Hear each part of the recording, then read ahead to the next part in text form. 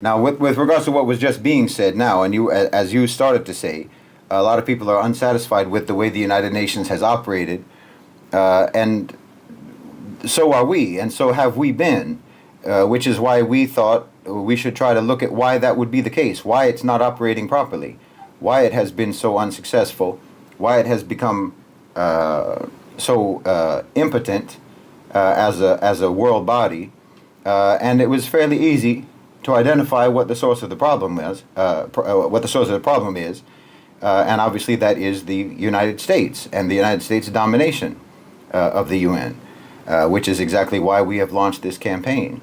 The impetus for it, of course, was the genocide in Gaza, but when you do a comprehensive review of the history, global history, international history, the history of American interventions and covert operations and so forth around the world over the last 7 decades or nearly 8 decades. I mean, you can go further back than that, obviously. But if you're just looking at from the time of the establishment of the United Nations, well, you can see very clearly why the United Nations has been ineffective. Because if you think about that, if you think about just the question, just the pondering, or just the accusation that the United Nations is ineffective, you can't help but draw the conclusion that that's by calculation, that that's by design, because it's impossible for 193 countries in the world to come together and to consistently at the General Assembly reach a global consensus. I mean, we don't have everybody having all different types of views. There's always a consensus at the General Assembly, and yet somehow it's never able to actually enforce what they say and what they decide and what their judgment is and what the consensus is, what the global consensus is. Well, we all know why that's the case. And that's, again, why we've launched this campaign, because we look at, again, over the last 7 to 8 decades of American crimes internationally, and as I said earlier, the crimes committed by the United States against their own people, well, that needs to stop. And there's a mechanism for stopping it. The United Nations is supposed to be the mechanism for stopping it. The United Nations is supposed to be the instrument for the implementation of international law and the stabilization of peace and security in the world. That's what they're supposed to do.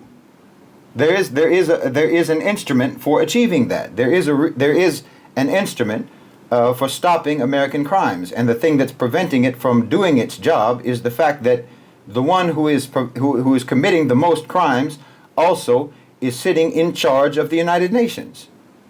It's not rocket science to figure out why that organization doesn't work. It's not because it's a bad organization. It's because it's a corrupted organization by one particular corrupting power.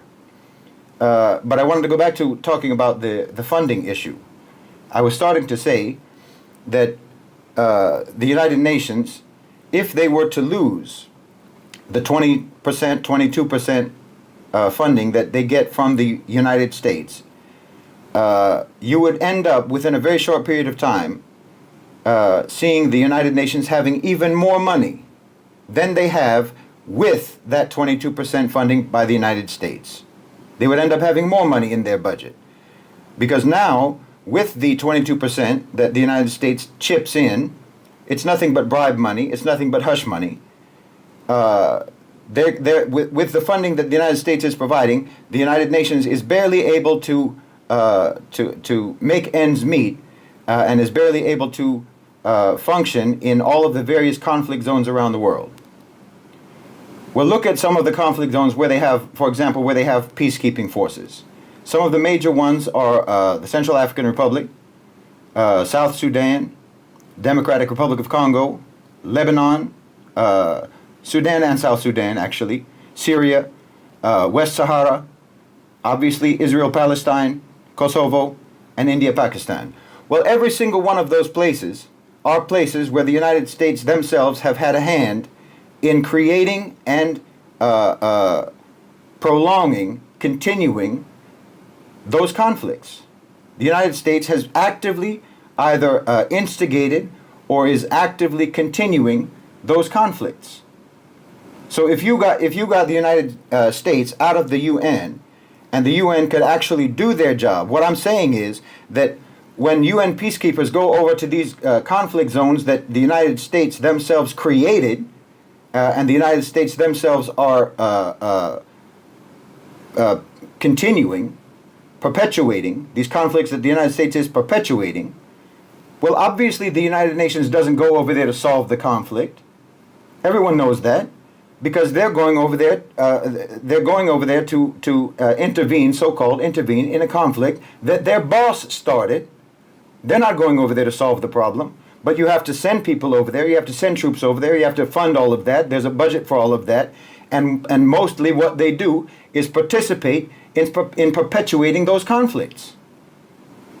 Not to mention the fact that in almost every single one of those countries that I mentioned, UN so-called peacekeeping forces have had accusations and allegations made against them for committing serious crimes themselves: human trafficking, sexual abuse, sex trafficking, kidnapping, so on and so on and so on. The United States has turned the United Nations into a kind of a criminal syndicate.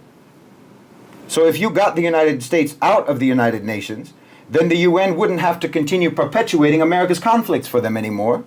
They wouldn't have to continue sending all of these troops.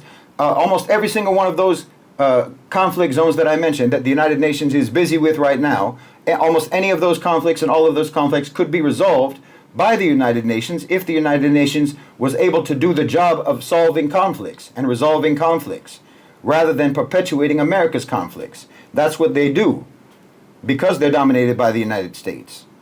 So if you got the U.S. out of the UN, and you're worried about losing that hush money, and you're worried about losing that bribe money, that extortion money that America pays, and you call it funding for the UN, if they lost that money, they would end up having more money because there would be fewer conflicts in the world, because America wouldn't be able to exploit the United Nations as just a device for creating markets for their military-industrial complex.